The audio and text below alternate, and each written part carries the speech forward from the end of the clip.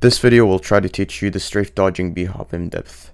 If you haven't seen Grumpy's movement guide, watch it before you watch this video. There will be a link in the description. After you watch Grumpy's video, you should understand the difference between directional strafing and rotational strafing. Before trying to increase your skill in strafe dodging, I recommend learning how to perform a backwards b-hop,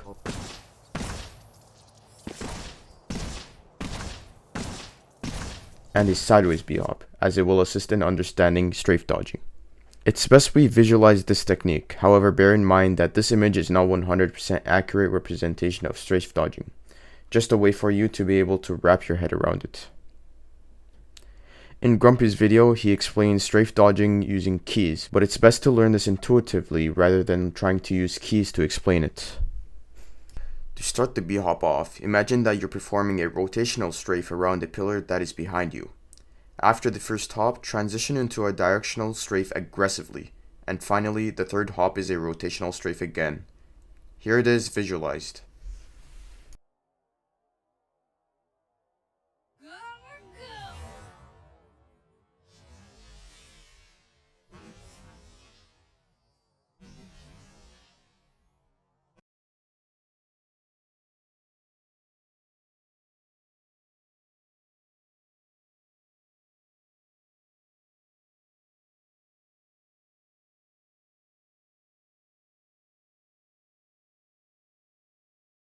If you do want a key explanation, during the rotational strafes in the video, I was holding S, D, and moving my mouse right.